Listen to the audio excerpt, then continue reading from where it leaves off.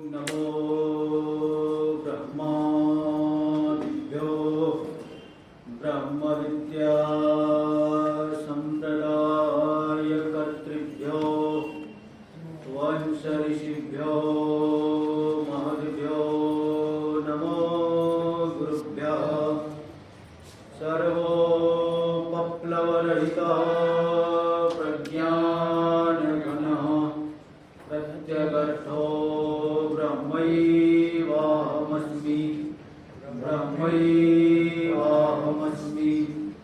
नारायणं पद्मभवं वसिष्ठं शक्तिं च तत्पुरुषपराशरं च व्यासं सुगन्धोऽढपदं महान्तं गोविन्दयोगीन्द्रमथास्य शिष्यं श्रीशङ्कराचार्यमथास्य पद्मः पादं च हस्तामलकं च शिष्यं गन्तोटकं वार्तिककारमन्या नस्माद्गुरून् सन्ततमानतोऽस्मि। श्रुतिस्मृतिं पुराणानामालयं करुणालयं नमामि भगवत्पादं शङ्करं लोकशङ्करं। शङ्करं शङ्कराचार्यं केशवं बादरायणं सूत्रभाष्य कृतौ वन्दे भगवन्तौ पुनः पुनः। ईश्वरो गुरुरात्मेति मूर्तिभेदविभागिने व्योमवद्व्याप्तदेहाय दक्षिणामूर्तये नमः। ॐ शान्ति शान्ति शान्तिः। रोहतक नगरस्थ श्री कैलाश आश्रम के अधिष्ठात्री देव श्री रामेश्वर महादेव जी के चरणों में कोटिशा वंदन।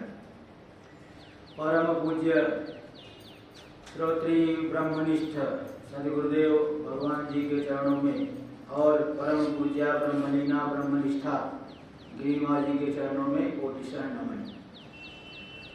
ब्रह्म विद्यापीठ कैलाश आश्रम के वर्तमान कोषाध्यक्ष स्वामी जी, इस आश्रम की संचालिका परम पूज्या माता जी और काशी से आए हुए परम पूज्य संत स्वामी दयानंद जी महाराज, आप सभी को प्रणाम।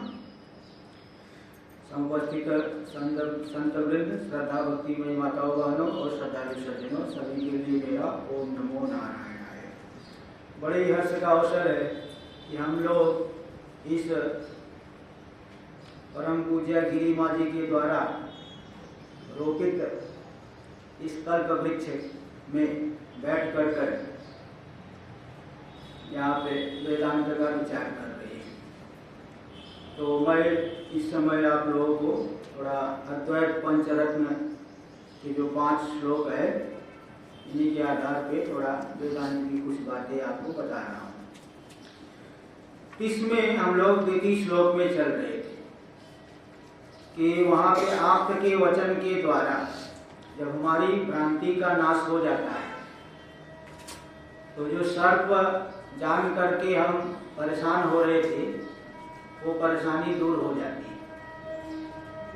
ठीक इसी प्रकार दार्ष्टान्तिक में गुरु के उपदेश से जीव अपने वास्तविक स्वरूप को जान लेता है। कई लोगों को भ्रांति होती है कि आत्मा को कहाँ पे खोजा जाए। वो लोग सोचते हैं कि पुराणों में आया है कि ऋषि जा करके जंगल में बैठ गए, कोई कहाँ वो तीर्थ में जा करके खोजा, कोई समुद्र के किनारे बैठ गया। उनको लगता है ऐसी जगह पे जा करके ही आत्मा की हम खोज करेंगे तभी हमें मिलेगा, लेकिन ऐसी बात नहीं है। वो तो चलो ठीक है, अपनी मन बुद्धि को एकाग्र करना है, इंद्रियों को एकाग्र करना है तो साधना तो करनी पड़ेगी, लेकिन आत्मा का दर्शन हृदय के भीतर ही होता है, क्योंकि वो हमारा ही स्वरूप है ना। बाहर दिखेगा तो वही मैं हूं, इस रूप में तो हम नहीं जान पाए ना। तो मैं रूप में मैं ही वही मैं हूं जो कि व्यापक है। तो आत्मा का दर्शन हृदय में ही होता है, अपने अंदर ही वो दर्शन करेगा और व्यापक रूप से दर्शन करेगा। इसलिए इस विषय में आप लोग देखेंगे, प्रश्नोपनिषद उठाएंगे कभी, और बहुत से लोग तो जानते ही है। उसमें 6 ऋषि लोग पिप्पलाद महर्षि के पास गए थे। वो लोग भी बहुत उपासना किए हुए थे। ते हयते परा ब्रह्म निष्ठा परम ब्रह्मान्वेष माया। वो ब्रह्मनिष्ठ थे। ब्रह्मनिष्ठ मतलब अपर ब्रह्म में निष्ठ थे। उपास्य ब्रह्म में उनकी निष्ठा थी, बहुत उपासना किया था उन्होंने। इसीलिए तो बताया जाता है भाई भक्ति जो है कि सगुण रूप क्यों बनाया गया, उसकी कल्पना क्यों हुई है। तो वे 6 के 6 ऋषि उपास्य ब्रह्म में निष्ठ थे, अपर ब्रह्म में निष्ठ थे, और पर ब्रह्म का अन्वेषण करते हुए पिप्पलाद महर्षि के पास गए थे। तो उनमें से एक ऋषि थे सुकेशा भारद्वाज, जिन्होंने कि अंतिम में प्रश्न किया था। अंतिम में उन्होंने प्रश्न किया, ये पूछा कि हे भगवान गुरुदेव, मेरे पास एक कौशल देश का राजकुमार थे, हिरण्यनाभ नाम था उनका, वो हमारे पास आए थे। उन्होंने मुझसे एक प्रश्न पूछा था कि 16 सकल पुरुष कहाँ रहता है, 16 कलाओं वाला पुरुष वो कहाँ रहता है। तो मैं नहीं जानता था, इसलिए मैं बता नहीं पाया। ये सुकेशा भारद्वाज जी बता रहे उनको, पिप्पलाद महर्षि को, मुझे तो नहीं पता था। लेकिन वो राजकुमार को विश्वास नहीं हो रहा है, इसलिए वो बहुत बारंबार कर नहीं, बता दीजिए महाराज, बता दीजिए महाराज। तो मैंने शपथ लेकर के कहा नहीं, मुझे नहीं पता है, इसलिए आपको किसी दूसरे के पास जाना पड़ेगा। तो राजकुमार लज्जित होकर के चले गया। तभी से वो बात मेरे हृदय में चुभ रही है। देखिए, हम लोगों को जो चीज एकदम जिज्ञासित वस्तु हो, हम जिसको बहुत जानना चाहते हैं, जब तक वो नहीं जान लेंगे तब तक वो हृदय में चुभते रहेगा। हम लोग भी ऐसे पढ़ते हैं, और कोई शब्द ऐसा फंस रहा है, शब्द कैसे बना, यही इसका भी बहुत चिंतन चलते रहता है। कभी मालूम पड़े शब्द किसी ने पूछ लिया कि शब्द कैसे बना है, क्या अर्थ है, और उसमें ध्यान नहीं आ रहा है, तो रात की नींद भी गायब हो जाएगी। वो जब तक वो नहीं मिलेगा ना, वो नींद भी नहीं आएगी। तो जो जिज्ञासित वस्तु होती है, वो जब तक हमें समझ में ना आ जाए, जान ना ले, तो हृदय में चुभती रहती। इसलिए आज तक मेरे हृदय में बात चुभ रही, यही मैं आपसे पूछ रहा हूं, 16 सकल पुरुष कहाँ रहता है। तो फिर पिप्पलाद महर्षि ने जवाब यही दिया है कि देखो हे ऋषिवर, ये जो 16 सकल पुरुष है, उसको ढूंढने के लिए आपको कहीं गुफा में बैठने की जरूरत नहीं है, अथवा कहीं पहाड़ पे जाके मत बैठ जाओ, कहीं जंगल में भी जाने की जरूरत नहीं है। वो हमारे हृदय में, शरीर के भीतर हृदय में ही अभिव्यक्त हो रहा है। यह वो अंतः शरीरे सौम्य स पुरुषः, हमारे शरीर के भीतर ही ये सौम्य वह पुरुष है, जिसमें 16 की 16 कलाएं उत्पन्न होती है, उसी में विलीन हो जाती है। वास्तव में वह पुरुष तो निष्कल है, कलाओं से रहित है, लेकिन 16 कलाओं के द्वारा वही विशेष रूप से अभिव्यक्त हो रहा है।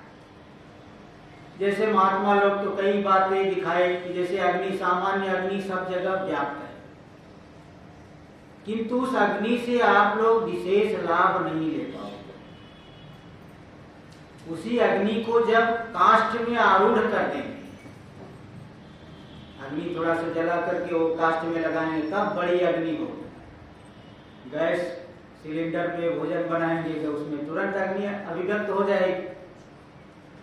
तैसे ही वह परमात्मा व्यापक है लेकिन अभिव्यक्त नहीं हो रहा है 16 कलाओं के माध्यम से। प्राणादि 16 कलाएं दिखाए, प्राण हो गए, 11 इंद्रिया हो गई, पंचभूत हो गए, है ना, श्रद्धा, कर्म, नाम, रूप, सब ऐसे 16 कलाएं वहां गिनाए। आप लोग 16 कला देखना हो तो प्रश्नोपनिषद उठा लेना, ये सभी पूरा अभी थोड़ा आगे पीछे हो जाएगा ना, फिर बाद में आप मुझे पकड़ोगे, अरे महाराज आप तो इधर बता दिए उधर बता दिए, इसलिए प्रश्नोपनिषद उठा लेना भाई, मालूम पड़ जाएगा। तो 16 कलाओं के द्वारा वह कलावान जैसा मालूम पड़ता है, वास्तव में कैसा है? निष्कल है। तो उसका दर्शन कहाँ होगा? अपने ही शरीर में, हृदय के भीतर। इसलिए दूसरा भी मंत्र आता है मुंडक उपनिषद में कि सत्येन लभ्यस् तपसा ह्येष आत्मा सम्यक् ज्ञानेन ब्रह्मचर्येण नित्यम् अंतः शरीरे ज्योतिर्मयो हि शुभ्रो यम पश्यन्ति यतयः क्षीण दोषा। वो आत्मा कैसे जाना जा सकता है? बोले सत्य के द्वारा। पहली बात तो सत्य बोलने का अभ्यास करो, ये नहीं कि जरा जरा सा फायदा देख करके कुछ भी झूठ बोलने लगे, इधर उधर मिली जुली सरकार ऐसे बोल देंगे कि जो है सामने वाले को समझ में नहीं आएगा, ठीक से विपरीत समझ लेता है। इसलिए जरा जरा से फायदे के लिए झूठ मत बोला करो, क्योंकि सत्य परमात्मा को प्राप्त करना है तो सत्य वदन हमें करना ही पड़ेगा।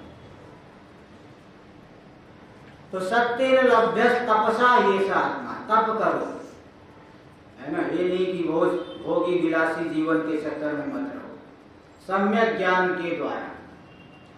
तो अंतः शरीरे ज्योतिर्मयो ही शुभ्रो, शरीर के भीतर ही वह ज्योतिर्मय अत्यंत शुद्ध आत्मा जो है अभिव्यक्त हो रहा है। और उस पर किसकी दृष्टि पड़ेगी? यम पश्यन्ति यतयः क्षीण दोषा, जिनके दोष सब क्षीण हो गए, ऐसे यति लोग ही जिसे जान पाते हैं। इसलिए आत्मा की खोज कहीं गुफा में जाके करोगे क्या? गिरी माँ जी कहाँ गुफा में? यही तो थी, आप लोगों के बीच में रहते हुए उन्होंने आत्मा की उपलब्धि की, हृदय में ही उसका दर्शन होगा। इसलिए त्याग बताए। हाँ, एक बात अलग है कि एकांत देश में रहोगे तो थोड़ा जो है ये सब योग्यता लाने के लिए वो सब करना पड़ता है, सारी चीजें योग्यता के लिए आवश्यक है। वो सब जो चीजें है वो योग्यता लाने का है। अब अर्जुन को भगवान ने कौन सा जो है सत्संग भवन में बैठ करके सुनाया था? कहा कि चलो भाई थोड़ा युद्ध से हट जाओ, थोड़ा सत्संग भवन में आराम से बताते हैं, एकांत में बताएंगे अथवा गुफा में ले जाके बताएंगे। ऐसी बात नहीं, ये सब चीजें तो योग्यता के लिए, योग्यता हमारे अंदर आए इसके लिए तपस्या करनी, आपको जंगल में जाना पड़ेगा, कहीं भी जाना पड़ेगा, लेकिन दर्शन तो हृदय में ही होगा। क्योंकि विवेक चूड़ामणि में भी भगवान भाष्यकार ने कह दिया, अधिकारिणम आशास्ते फल सिद्धि विशेषता उपायादेश कालाद्या संत्यस्मिन् सहकारिणा। जो फल सिद्धि अधिकारी की अपेक्षा करती है, अधिकारी होगा तो उसे फल अवश्य मिलेगा। अब हमारी योग्यता वाला अधिकारी, मतलब जिसके अंदर अधिकार यानी योग्यता वाले पुरुष को अवश्य फल की सिद्धि होगी। जैसे आप लोगों के बीच में जिनके अंदर विवेक वैराग्य आदि योग्यता है उनको ज्ञान अवश्य होगा, और जिनमें कमी है तो थोड़ा वो योग्यता हम धीरे धीरे आएगी, श्रवण से भी योग्यता आती है। तो फल सिद्धि विशेष उपाया देश काल आज्ञा, जो देश काल आदि की चर्चा की, एकांत देश में जाओ, वहां पे ध्यान करो, नदी के किनारे बैठो, देखो थोड़े सहकारी साधन है। योग्यता में अगर थोड़ी कमी है तो आदमी को बताना पड़ेगा भाई सुबह सुबह 4 बजे उठ करके ध्यान किया करो। उस समय शोरगुल नहीं रहता, कोई आपको डिस्टर्ब भी नहीं करेगा, इसलिए 4 बजे उठ के ध्यान कर। और जिसका बहुत अच्छा ध्यान का अभ्यास है वो कहीं भी ध्यान कर लेगा, नहीं कर सकता क्या, वो कहीं भी ध्यान कर लेगा। तो योग्यता लाने के लिए वो सब बातें आती है। तो मुख्य बात यह है कि हृदय में ही उस आत्मा का दर्शन होगा। तो चाहे कहीं भी आप साधना करें, लेकिन हृदय में ही दर्शन करेंगे, वही मैं और व्यापक रूप में जानेगा। तो यहाँ हम द्वितीय श्लोक में चल रहे थे, आप तो क्या ही भ्रांति नाशे रज्जु। आप तो पुरुष के वचन से जब भ्रांति का नाश हो जाएगा तब क्या मालूम पड़ेगा कि सर्प नहीं बल्कि रस्सी है। इसी प्रकार जीवो नाहम देशिकोक्त्या शिवोहम। देशिक, देशिक मतलब उपदेश करने वाले गुरु। दिशति उपदिशति तत्वमिति देशिकः। जो तत्व का उपदेश करने वाले गुरु है उन्हें क्या कहते हैं? देशिक। भव शंकर देशिक मे शरणम बोलते हो ना, जरा एक श्लोक बोल दो उसका। विदिता किल शास्त्र सुधा जगदे महितोपनिषद कथितार्थ निरे हृदये कलये विमलं चरणं भव शंकर देशिक मे शरणं। देखिए यहाँ देशिक, देशिक मतलब उपदेश देने वाले गुरु, उनको कहते हैं देशिक। दिशति उपदिशति तत्वमिति देशिक। तो जब देशिक उपदेष्टा गुरु उपदेश कर देंगे कि तुम शरीरधारी नहीं हो, तुम तो शुद्ध ब्रह्म हो, मरने जीने वाले नहीं, नित्य सदा एक रस कूटस्थ साक्षी है ना, ऐसे हो तुम, तो वो भी जान लेगा कि जीवो नाहम शिवोहम। मैं जीव नहीं हूं बल्कि शिव रूप हूं, परमात्मा रूप हूं, पर सच्चिदानंद रूप। इस प्रकार से वो जान लेगा शिवोहम, शिव स्वरूप हूं। क्योंकि हमारा शरीर ही काशी तीर्थ है और इसमें निवास करने वाले हम लोग शिव हैं। इसमें एक श्लोक भी आता है, अभी फिलहाल मैं प्रसंग वर्तमान प्रसंग को लेता हूं, कभी उसको भी बता देंगे। तो ठीक है मैं शिव हूं, लेकिन मुझमें संसार कहां से आ गया? रस्सी में सांप कहां से आया? मरुभूमि में जल कहां से आ गया? ये सब शंका होती है। सीपी में चांदी कहां से आ गई? जब आई नहीं तो आई कहां से? ये शंका हो सकती है आप लोगों को। इस शंका का समाधान करने के लिए आप लोगों के सामने आ रहा है तीसरा श्लोक। अभी तक के 2 श्लोक याद कर लिए कि नहीं सभी ने? सब लोग कर लेना। 2 श्लोक याद हो गया? बोलो जरा एक बार तो। नाहं देहो नेन्द्रियाण्यन्तरङ्गो नाहंकारः प्राणवर्गो न बुद्धिः दारापत्यक्षेत्रवित्तादिदूरः साक्षी नित्यः प्रत्यगात्मा शिवोऽहं रज्ज्वज्ञानात् भाति रज्जौ यथा हि स्वात्मा ज्ञानादात्मनो जीवभावः आप्तोक्त्या हि भ्रान्तिनाशे सरज्जु जीवो नाहं देशिकोक्त्या शिवोऽहम्। ये तो बहुत ईमानदारी से आप लोगों ने काम किया, मानना पड़ेगा। मुझे कर लेंगे सब। तो देखिए अभी शंका हो रही भाई जगत कहाँ से आया, रस्सी में सर्प कहाँ से आया? इसका समाधान देने के लिए तीसरा श्लोक है। देखिए आभातीदं विश्वमात्मन्य सत्यम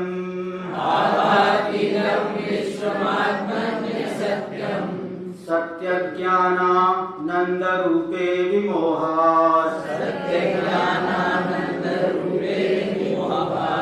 निद्राभिभूतोऽप्यकृतात्मा निद्रा मोहात् स्वप्नवत्तन्न सत्यम्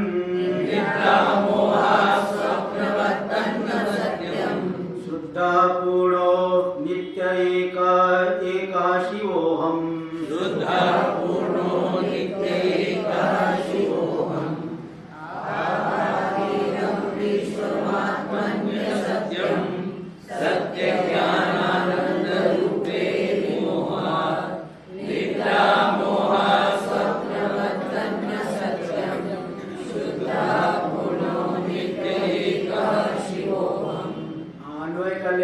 सत्य ज्ञानानंद रूपे आत्मनि इदम असत्यं विश्वम विमोहात् आभाति।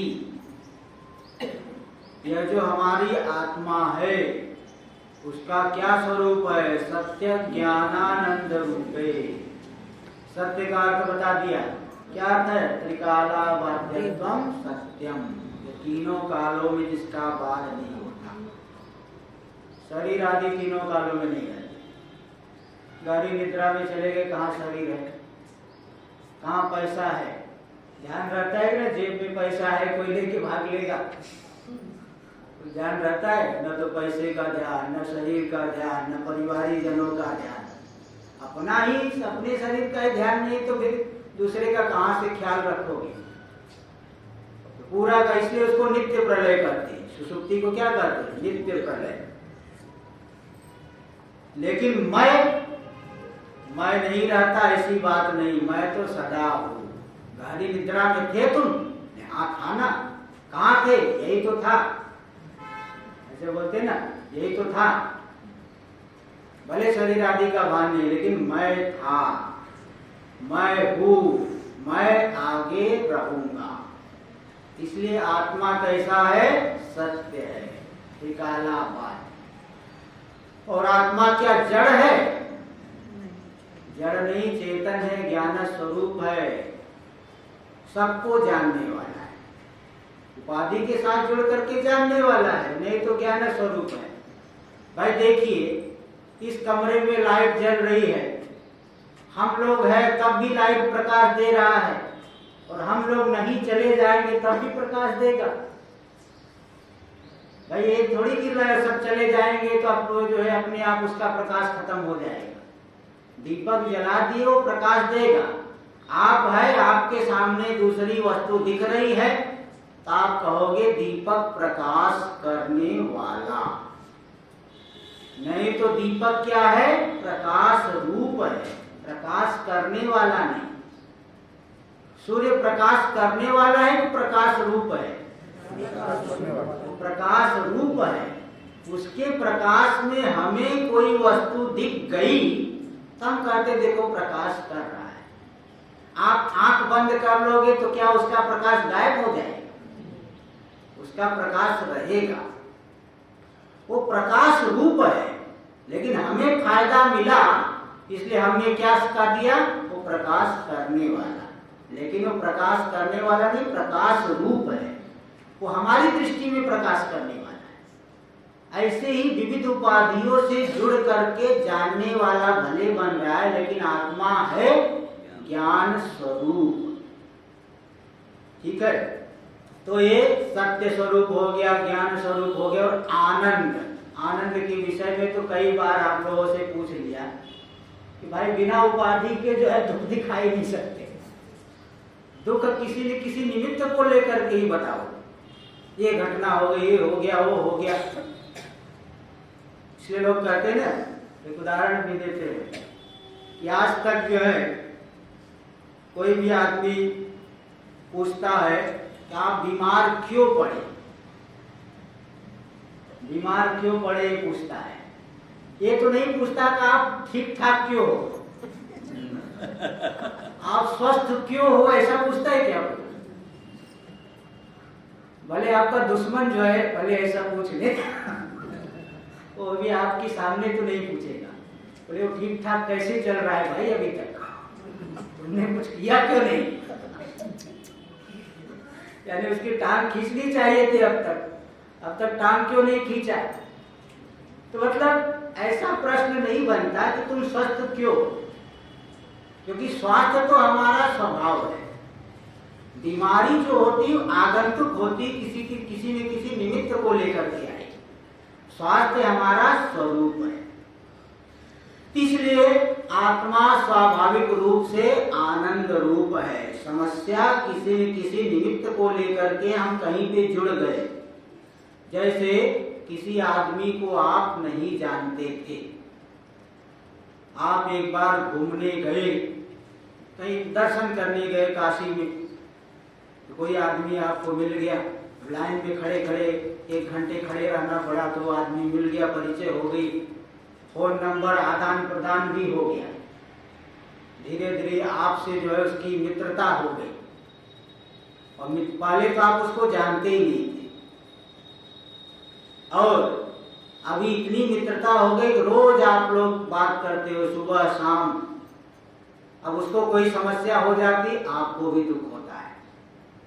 उसको सुखी है तो आप भी सुख कहते हो, अरे बड़ा अच्छा है, आपका ये काम हो गया, बोले अरे बहुत अच्छा लगा।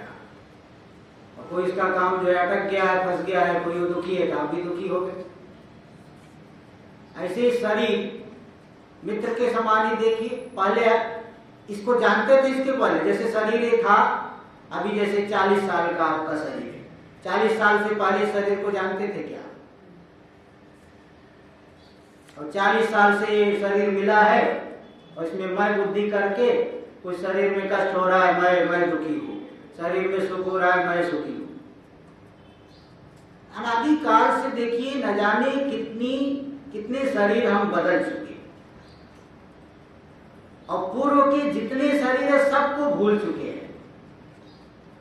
अब बड़ी विडंबना ये है कि जिस चीज को भूलना है उसी चीज को लेकर के हम लोग परेशान हो रहे हैं।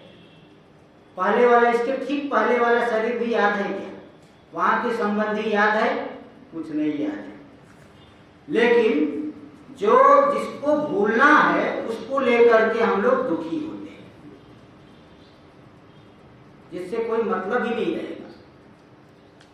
इसलिए एक उदाहरण आता है पुराणों में कि एक बार नारद और सनत कुमार जी पृथ्वी में घूम रहे थे, रूप बदल करके वो घूम रहे हैं, तो दोनों जा रहे साथ में। एकाएक सनत कुमार जी हंसने लगे, तो नारद जी ने पूछा क्या बात है महाराज, क्यों अकेले अकेले हंस रहे हो, क्या बात है? उन्होंने कहा बस ऐसे छोटी सी बात है। बोले नहीं बताइए ना। तो उन्होंने कहा देखो ये जो दुकान वाला है ना, ये बकरा, इसको देख करके मुझे हंसी आ रही। बोले बकरे को देख के क्यों हंसी आ रही? बोले देखो ये बकरा यही दुकान का मालिक है। बोले ऐसा, ऐसे कैसे? बोले नहीं क्या हुआ, आज से 40-50 वर्ष पहले यहाँ एक व्यापारी रहता था। उस व्यापारी ने दुकान लगाई, और दुकान बढ़ते बढ़ते उसका व्यापार इतना बढ़ गया कि पहले थोड़ा बहुत कुछ पुण्य आदि भी कर लेता था, तीर्थ कर लेता था, वो सब भी बंद हो गया। कई दुकान जो है उसने खोल लिया, कई जगह नौकर रख करके अपना काम चलाने लगा। ऐसे ही जिंदगी बीत गई पैसा कमाने में ही, और एक दिन काल के गाल में चले गया, बच्चे लोग संभाल लिए, अब काल वो जो है मर गए। मर करके पूर्व की वासनाओं से यही पास में वो बकरा एक बकरे रूप में पैदा हो गया। वो बकरा जो है रोज अपना दुकान देखने आता था। आज देखा कि दुकान में भीड़ कम है, ग्राहक नहीं है, सीधे दुकान के अंदर घुस करके गेहूं में मुंह मारने लग गया। और तब से उसका लड़का काउंटर पे बैठा हुआ था, उसने देखा ये बकरा कहां से आया, तुरंत आ करके एक डंडा उठा करके 4 डंडा इस बकरे को मारा। तो बोले वही मुझे हंसी आ रही कि देखो ये बकरा इस दुकान का मालिक है, और उसका लड़का भी श्रद्धालु है। पिताजी की देखो फोटो लगा रखा है, फोटो पे रोज जो है माला चढ़ाता है। लेकिन आज जगत की स्थिति ऐसी है कि एक मुट्ठी गेहूं नहीं मिल रहा है। यही संसार की स्थिति है। तो मुख्य बात यह है भाई, जो हमें भूलना है उसी को लेकर के हम इतना परेशान हो रहे। ये संसार जो है थोड़ा सा भी आपको साथ नहीं देगा, चाहे कितना भी आप वस्तु जुटा के रखो, कितने भी संबंधी बना के रखो। इसलिए बारंबार कहा जाता है भाई धर्म करो, विचार करो। या तो धर्म साथ में जाएगा परलोक जाना हो, अथवा विचार करके यही जान लिए तो संसार हमेशा के लिए मिट गया, दुख देने वाला संसार रहेगा नहीं। तो हमारा स्वरूप जो सत्य ज्ञान आनंद रूप है, उसमें विमोह से, मोह से, भ्रांति से, मोह का भी अर्थ बता दिया था आपको कि सच्चिदानंद रूप को भूल करके दृश्य में, शरीर आदि में मैं मेरा बुद्धि करना, यही है मोह। तो भ्रांति से इस अपने स्वरूप में पूरा का पूरा संसार कल्पित हो रहा है, आभाती प्रतीत होता है, मालूम पड़ता है। तो इसको सत्य माने कि झूठ मान ले? तो भाई जो चीज भ्रांति से दिख रही उसको सत्य क्यों मानोगे? ये बात अलग है कि जब तक आपको भ्रांति, आप भले सत्य मानो, लेकिन सत्य होगा नहीं। भ्रांति से सिद्ध वस्तु को चाहे कितने भी काल तक आप सत्य मानते रहो, लेकिन वो सत्य हो नहीं सकता। तो इसलिए निद्रा मोहा स्वप्नवत तन्न सत्यम, निद्रा रूपी मोह से जैसे हमें स्वप्न हो जाता है। स्वप्न में देखा कोई जो है व्यक्ति खा पी करके अपने घर में सोया चारपाई के ऊपर, और देखा कि मैं जंगल में पहुंच गया, जंगल में मच्छर काट रहे, शेर दौड़ा लिया है, भाग रहा है, जंगल में वो शेर दौड़ा रहा है और ये भाग रहा है। तब से देखा कि एक ऋषि जो है वृक्ष के नीचे बैठ के ओम नमः शिवाय, ओम नमः शिवाय कर रहे हैं। उधर से भाग रहे, बचाओ बचाओ बचाओ। ऋषि ने कहा कि भाई तुम क्यों परेशान हो रहे हो? बोले महाराज शेर आ रहा है पीछे, बोले परेशान नहीं होगा क्या? बोले सब झूठा है। बोल रहे तो उसको इतना गुस्सा आया कि ढोंगी कहीं का, मुझे परेशानी हो रही है और बोल रहे जो है सब झूठा है। अब बताओ ऋषि की बात सत्य है, उसकी बात सत्य है? ऋषि की बात सत्य है, उसकी बात सत्य है? किसकी बात सत्य है बताओ? दोनों कहाँ सत्य है? दो सत्य कहाँ होते हैं? व्यवहार के पारमार्थिक नहीं, जागने पर कौन सत्य रहेगा? जागने की बात, पारमार्थिक की बात करो यार। तो व्यवहारिक तो कोई भी नाई भी बोलेगा। हाँ, फिर व्यवहारिक के लिए यहाँ आने की क्या जरूरत है? वही दृढ़ करना है। तो अगर जब जागेगा तो महात्मा की बात सत्य निकलेगी, उसकी बात सत्य रहेगी।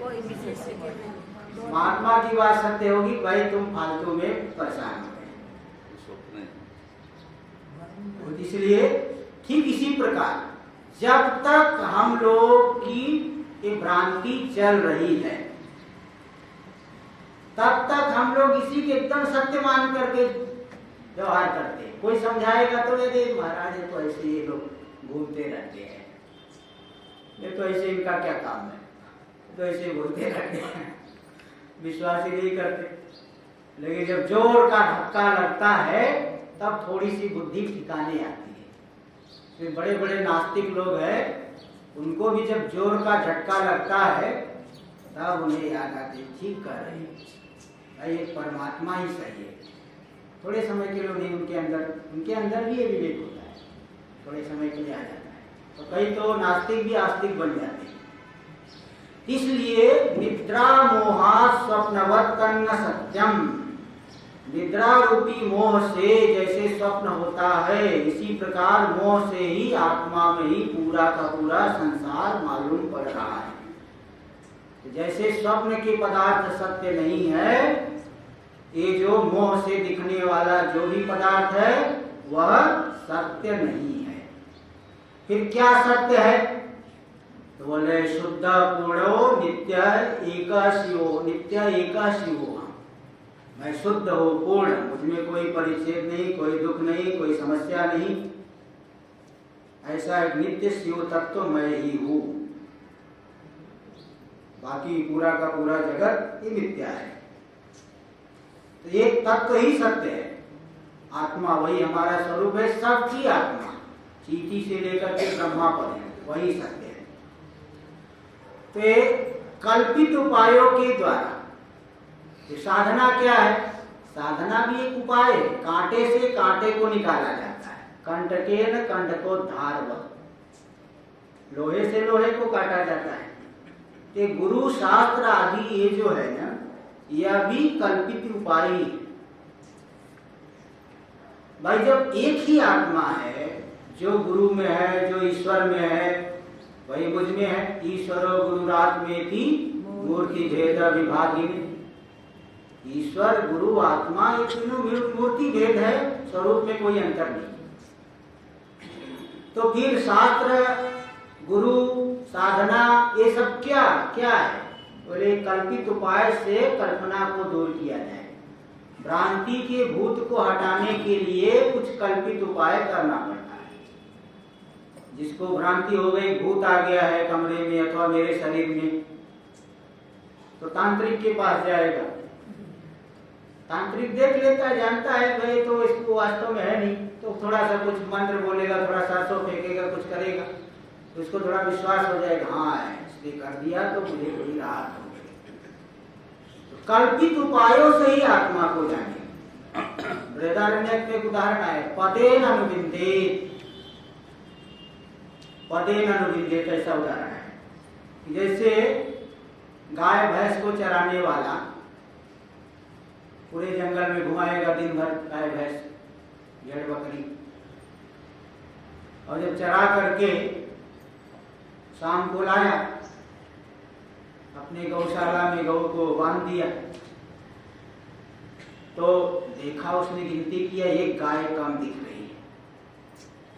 अब कैसे ढूंढेगा? वो फिर जाएगा जंगल, देखेगा, आगे तक जाएगा, गाय की पैर के चिन्ह कहाँ है? वो गाय के पैर के चिन्ह को देखते देखते देखते जहां गाय होगी वहां पहुंच जाता है। तो गाय का चिन्ह गाय है क्या? गाय के पैर का जो चिन्ह है वह गाय नहीं है, तो भी उस पैर के चिन्ह को ढूंढते ढूंढते ढूंढते वहां तक पहुंच जाता है, कहां गाय अंदर छूट गई। तो कल्पित उपाय के द्वारा परमार्थ तत्व को जान लिया। इसी प्रकार गुरु, शास्त्र, साधना ये सब कल्पित उपाय, कल्पित उपाय के द्वारा इस भ्रांति का निवारण करके स्वरूप में हम लोग निष्ठ हो जाएंगे। ऐसे ही लोक में और भी बहुत से उदाहरण आप देख सकते हो। जैसे गाड़ी चलाने वाले हैं, साइड मिरर लगा के रखते हैं, वो साइड मिरर से पीछे की गाड़ी को देखते हैं, पीछे कौन सी गाड़ी आ रही, आगे जाना चाहती है, साइड लेना चाहती है, वो मिरर में थोड़ा प्रतिबिंब दिखता है। प्रतिबिंब वो गाड़ी नहीं है, गाड़ी का एक सूचक हो गया, उसी से उसको मालूम पड़ जाता है व्यवहार करने। कैसे इन कल्पित उपायों के द्वारा ये हम जान लेंगे। तो क्या सिद्ध होगा, क्या हमें निश्चय होगा? मैं शुद्ध हूँ, मुझ में कोई मल नहीं है, कोई राग द्वेष आदि मुझ में नहीं, कोई भी मल नहीं है, पूर्ण हूँ। प्रिपालन पूर्ण धातु से अथवा पूरी आप्यायनी धातु, दोनों धातुओं से पूर्ण शब्द बनता है। मैं पूर्ण हूँ, मुझ में कोई परिच्छेद नहीं है। नित्य, नित्य मतलब सदा रहने वाला। और एक ही शिव, शिव श्यति अशुभम इति शिव, जो अशुभ को नष्ट कर देता है। कल स्वामी जी ने एक विग्रह दिखाए थे, शेरते अस्मिन् प्राणिनः इति शिव। सिंह स्वप्ने धातु से भी बन जाएगा, और एक जो है शोत अनुकरणीय धातु से, स्यति अशुभम पापम इति शिव, पाप को जो छीड़ कर देता है। तो ऐसा शिव तत्व, कल्याण स्वरूप तत्व मैं हूँ, ऐसा वो जान लेगा। तब आपको मालूम पड़ा कि सीपी में चांदी कहाँ से आई, रस्सी में सर्प कहाँ से आया, मरुभूमि में जल कहाँ से आया। तो जैसे दृष्टा बेदृष्टा अकेले सोया लेकिन निद्रा रूपी दोष से अनेक प्रकार के प्रपंच देखता है, इसी प्रकार मोह से ही आत्मा में पूरा का पूरा प्रपंच देखता है। वास्तव में हम शुद्ध है, पूर्ण है, नित्य है, एक है, शिव है, ये जान लेगा। अब इसको जानने के लिए कुछ लक्षणावृत्ति लगानी पड़ती है, ठीक है। तो थोड़ी लक्षणा भी आपको बतानी पड़ेगी।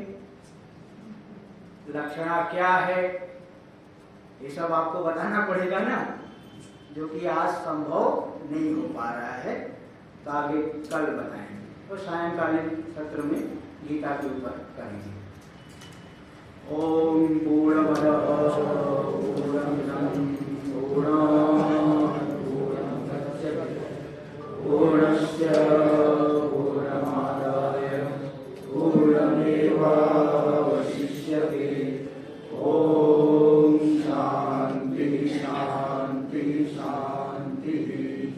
शंकरं शंकराचार्यं केशवं बादरायणं सूत्रभाष्य कृतौ वन्दे भगवन्तौ पुनः पुनः। ईश्वरो गुरुरात्मेति मूर्तिभेद विभागिने व्योमवद्व्याप्तदेहाय दक्षिणा